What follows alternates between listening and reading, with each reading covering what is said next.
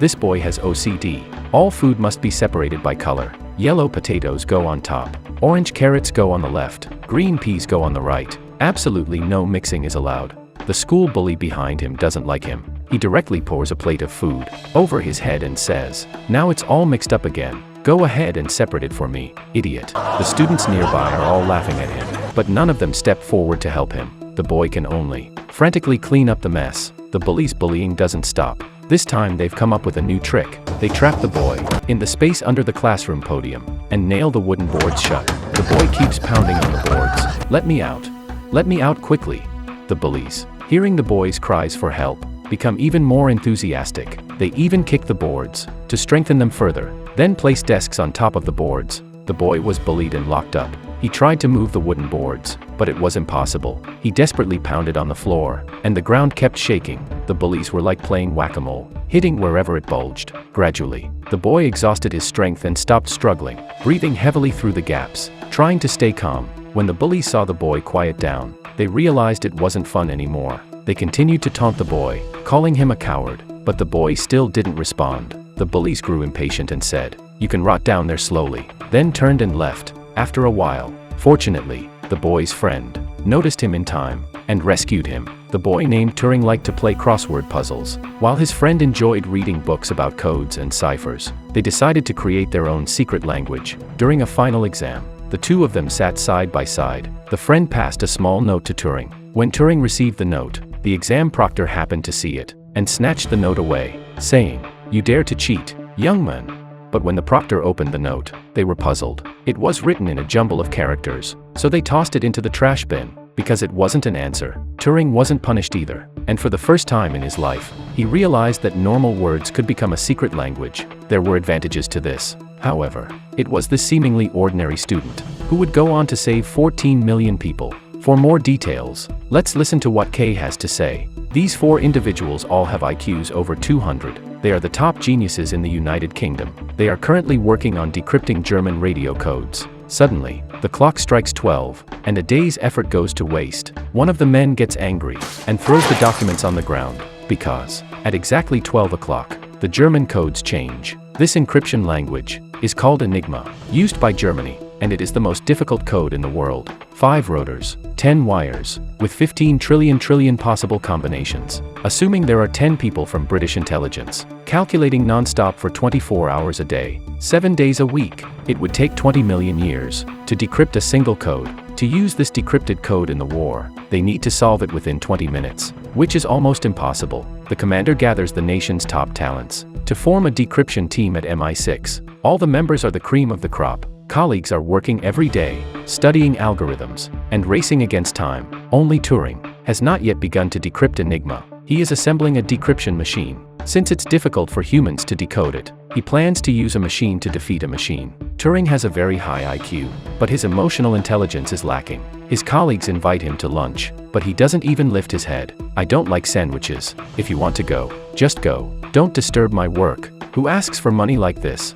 Turing asks for a budget from the commander, demanding a whopping £100,000. The commander thinks he's crazy. With the war so intense right now, there isn't even enough money to send supplies to the front lines. "There's no money for you." He refuses directly. The commander disagrees. So, he goes to the commander's superior, Prime Minister Churchill. Surprisingly, Churchill agrees, and appoints Turing as the head of the decryption team. As soon as he takes office, Turing fires 2 colleagues. "You're mediocre linguists and positively poor code breakers." Now, they're short-staffed. What should they do? Turing has a solution. He publishes an advertisement in the newspaper that anyone who can solve crossword puzzles will have an excellent job opportunity. All of a sudden, everyone is solving puzzles. Teachers, soldiers, even old ladies. In the end, 20 people solve them and continue to participate in the final interview. This is a high-stakes game. If you can solve the presented questions within 6 minutes, you can serve the military. Everyone writes furiously, bent over their papers, calculating hard. Time ticks away second by second, and the minister thinks it's an impossible task. Turing thinks the same. It takes him 8 minutes to solve the problems himself. At this moment, a girl named Betty raises her hand. She solves the problem in just 5 minutes and 34 seconds. Turing is surprised. Faster than me. In the end, only 2 people pass the test, and the decryption team gathers again. Although Betty is a rare decryption genius, in that era, Women were not allowed to participate in decryption tasks. To avoid the soldiers' inspection, Turing can only hide the intercepted radio signals in his socks every night, bring them out, and climb through the window into Betty's house to work on decryption together. Betty is smart in both IQ and EQ. She quickly notices that Turing and his colleagues don't get along. She advises Turing that to decrypt Enigma, they must rely on the power of the team.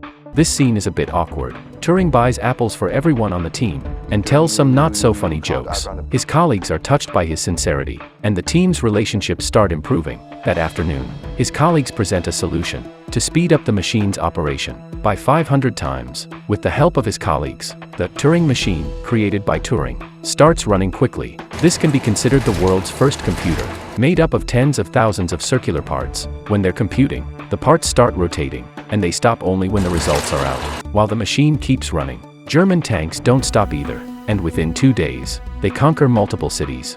What kind of lousy machine is this? It has been running continuously for 7 days and 7 nights, and still hasn't produced any results. The commander can't stand it. This is a waste of electricity resources, isn't it? And it cost £100,000. Bring the soldiers. We're going to hold Turing accountable. Turing sees that the commander is furious, so he quickly locks the door. The commander orders him to open it, but Turing refuses. The commander gives him 3 seconds to open the door. 1, 2. When he shouts 3, the commander orders his subordinate to kick the door.